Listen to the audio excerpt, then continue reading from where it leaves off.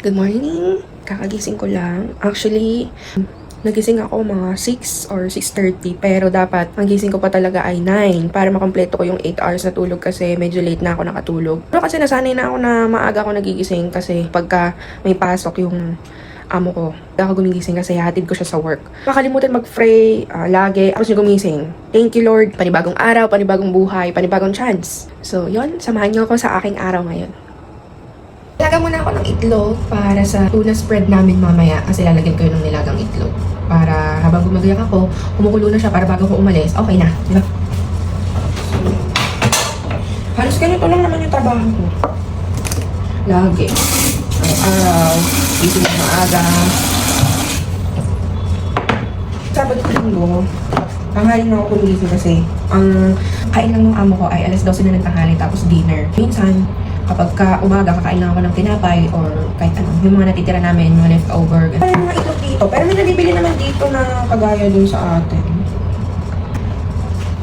So, sarang natin siya dyan.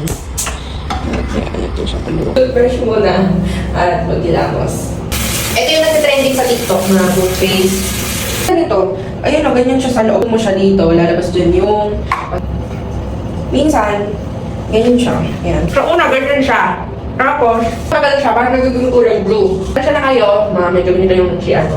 Isa ako sa pinaka maswerte dito sa Hong Kong, diba? Thank you Lord, kasi meron akong sariling kwarto, maluwang, ganito akong sariling CR. Blue na siya. Alam ko yung pala nito, tapos nang ipagkwentuhan. Para lagi ako may kasama, para lagi ako may kapag. Pasensya na kayo, medyo makalat pa. Sabi nila, pag daw gilamos ka or pera ka lang naman, pero dahil ako libre lang naman ako lahat dito, mga kailangan ko, marami kaming facial tissue. Kasi pag daw yung tuwalya, parang lahat ng bacteria nandan. Check pala natin yung itlog. Yung itlog. Hindi na, nakukulo na siya. Ano natin yung ako eh.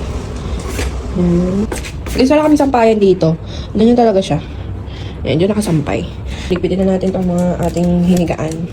Ito ko ng vacuum kasi yung mga buho ko nga dito nagkalat. As in talaga. Na kayo, ang short. Pero alam niyo, ang ganda ng short na to. Alam din to nabili, matagal na to eh. Nadala ko pa nga dito. Yun o. Para na meron siyang pinang dito, pinang sliding. Ito yata, hindi. Ito yung walang bulsa. Pero may, meron! Yan o. Oh, diba? Ang cute. Meron. Promote pa.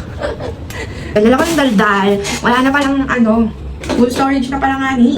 Iingay nito. Ngayon talaga hindi ko alam kung bakit nagkaganyan yan. Ang ingay niya. Akala kong nasa horror. Simula na nag-exercise ako, hindi na ako gano'ng kumakain ng kanin. Wala no, nakatulong siya para sa PCOS ko talaga. Parang naging regular ba? Like 5 days lang. Okay yung flow, tapos 5 days lang yung tinanggal niya. Unahin natin itong si You Glow Babe sunscreen. Kahit walang araw, ilang araw na din nga nag-uulan dito. Ano oras na ba? 8:46. Maaga pa. Basta parang ako natutuwa kasi yun, sobrang dami talaga as in. Alam ng mga tao to na pagkautangan ko, alam nila na kung ano yung mga pinagdaanan ba ganun sa buhay, no? Alam nyo, lagi kayong maging mindful. Ganun kalakihan nyo sinasahod, pero i-budget nyo. Saan ba siya mapupunta dapat, kung ano lang yung dapat gastusin, ganun. Kasi, alam nyo, hihirapan kayo sobra bandang huli kung hindi matibay yung loob nyo. Sobrang nagtithank you ako kay Lord eh. Kasi alam nyo yun, yung parang kahit ano yung iba to sa akin, ito pa rin ako, boy pa rin ako. Alam mo yun, gusto ko pa rin ng mga bayad. Alam ko, balang araw malalaman nyo rin kung ano lahat, yung mga pinagdadaanan ko sa buhay. Pero, kailangan nyo din malaman na okay ako. Na lalaban ako sa lahat. Kumbaga, lalabanan ko lahat ng mga pagsubok. Kalampasan ko yan lahat. Kaya, hindi lang ako kay Lord na. Kasi, naisip ko na ang dami-dami mga opportunities na nalampasan ko, na pinahaya-haya ko lang. Andyan lang, kagaya niyan. Nabuhay ulit ako, nagbablog ulit ako.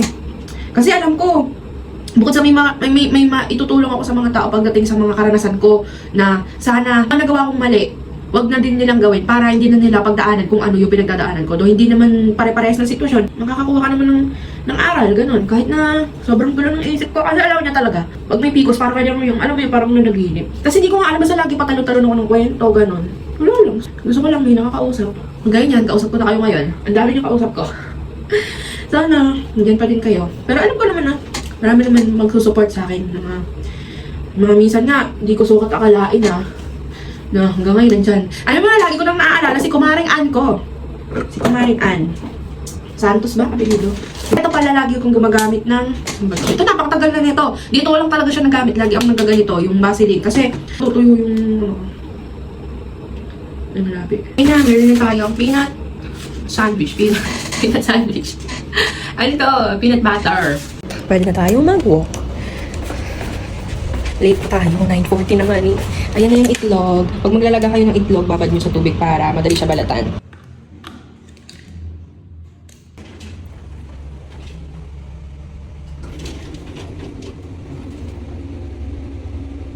Outfit na magwo-walk. Okay, nakalimutan ko yung payong. Taga hindi umulan, mukhang hindi naman uulan. Sana. This is me and we're going to siguro sa sa TST para medyo maipasyal-pasyal ko kayo doon. Green man tsaka red man. Kapag ka green na ganyan siya, yung tunog niya. Narinig niyo yun? Ganon. Ganon siya. Yan. Kapag kumanan ka, papuntang Jordan, tapos kabila, papunta naman sa TST. Ang ganda ng mga puno dito. Ayun. Para siyang, ano yata to? Balete ba to? Yan. Dito sa Hong Kong, parang ano siya. Basta, ang ganda, ang linis. Tapos, ang sarap ng hangin. Pero sana wag umulan kasi wala ako dala payong. Yan, ganito ang nakaka-relax. Nakaka-relax sa isip, no? Kahit palandalian. Try nyo din minsan maglakad-lakad. Ang sarap sa feeling. Kapag marami kayong problema, gusto nyo huminga, nakakahinga naman talaga. Pero yung alam mo yon, yung makalanghap ng simay ng hangin. Yeah, punta kayo sa mga bukid. Ang sarap, ang sarap. Para makakuha kayo ng good energy. Yan, mga color green, something green. Yan. Malapit na tayo dun sa may pinaka tawiran, papunta ng TST. Ganito guys, dito sa Hong Kong, palang nakalagay na street light or yung mga traffic light, may nakalagay na ganyan, look right or look left. Pwede kayong tumawid basta walang sasakyan or kasalanan nyo na tayo kapag nagsasaan pa kayo dyan. Kompleto dito, may mga 7-Eleven, McDonald's, yan. Bawat puno yata dito, merong mga ganyang upuan. Commercial ng fountain yan. Tapos dito makikita yung maraming mga inuman dito kapag kahit tanghali pa lang. Merong place dito na parang, eto, ayun o. Yan. Kapag tanghali, marami dyan mga tomotoma, ate. Yun o, mga upuan dito. Yan. Yan, ganyan. Meron ditong park. Hindi ko lang alam kung ano tawag sa park na to. Orchids pala siya. Orchids tree. Okay, nakalagay doon kasi orchids tree. Tapos ito siya, yan. Marami ditong mga afam kapag tanghali. Mga nagigino na sila. Dito ko una na masyal noon. Kasi ito yung pinakamalapit sa amin.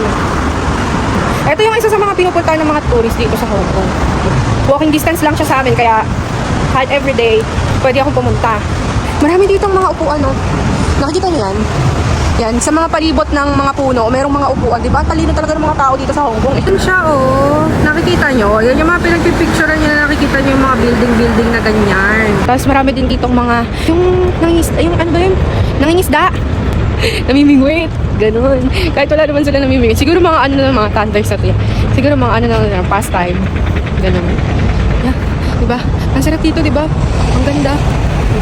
Tapos eto, pag nilakad-lakad, pag galing kayo doon, pag nilakad-lakad to, papunta to ng Avenue of Stars, saka sa may Hong Kong Cultural Center.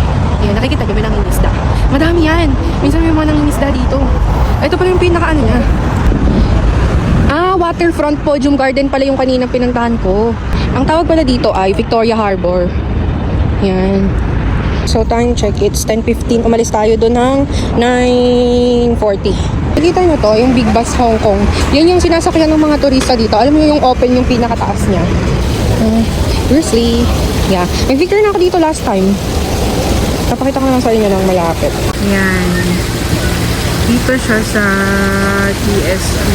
Dami ditong dami ditong picture. Sabi yung mga akong dito. Siyempre, di yun ang goal natin dito. Ang ganda ng Starbucks. Ano siya ngayon? Nare-renovate siya. Tignan nyo, kahit dito, merong mga upuan na footprints. Tignan nyo, dami nag-upload dito. Hanapin natin yung footprints. Handprint ni Jackie Chan. This is the life here. Ang sarap sa feeling. Saan naman ba siya? Siguro doon sa may maraming tao, nandun siya. Tapos ito na yung K11. Diba ang sarap mabuhay dito sa Hong Kong? Yung araw-araw pwede kang pumunta dito sa TST. Wala pang ganong tao ngayon. Pero pag sobrang daming tao dito. Medyo konti lang ngayon. Pala sa K11 Museum, nandito halos lahat ng mga luxury na brands. Pero alam nyo ba, kahit saan kayo pumunta dito sa Hong Kong, meron. Ang dami. Baka ito na siya. Ito nga. Ito na yon si Jackie Chan. Ito siya. Ang dami dito ang nagpipicture kaya saglit lang tayo. Okay. Nakita niyo yun? Nakakaya kasi sobrang dami nagpipicture. Kaya saglit lang tayo dun. The Hong Kong Film Award statue. Yan. Dito din siya. Ang dami dito pagpunta nyo ng TST. Marami kayong pwedeng libutan dito. Nandito na lahat. Saglit nyo lang. Wala pa siguro isang araw. Wala pang isang buong maghapon. Yan. Ay, may bago. May mga bago dito. Ayun o. Yung pwede nyo siyang pag-picture. May bago. Ang ganda. Try natin mag-picture. Meron pala dito. Something.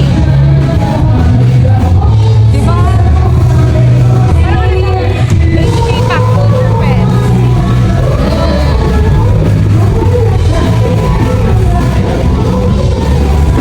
Hong Kong Cultural Center. Madami dito nagpipicture. Yan. Diba? Dito yon. Kaya pag nagpunta tayo dito, isang place lang siya, pero ang dami na ng attractions na mapupuntahan. So ngayon, ang kailangan natin gawin ay papunta na ng kabilaan siya. Ganyan. Kailangan natin ito pa pala yung clock. Yung clock. Ay, may bago din. Ang dami pa lang laging mga bago dito. Tagal ko na kasi ulit bago nakabalik dito eh. Ayan pa, yung isang pinagpipicture na yun. Ayun yung tower. Clock tower. Diba? HK Pop Kinay. Kailangan natin malaman yung pabalik sa Jordan. Dito naman sa Hong Kong, di naman kayo maliligaw. Basta maalam kayo magamit ng Google Maps. May walking naman doon options. Sila yun, banda, yung sakayan ng ferry, patawid doon sa may Hong Kong Island. Yung Hong Kong Island, si Mother. Tapos ako naman dito sa Kowloon. Kaya malapit lang ako sa TST. Pwede walking distance. Malapit din ako sa Jordan. Yan. So, sama kayo pagka nandun ako sa papuntang Jordan.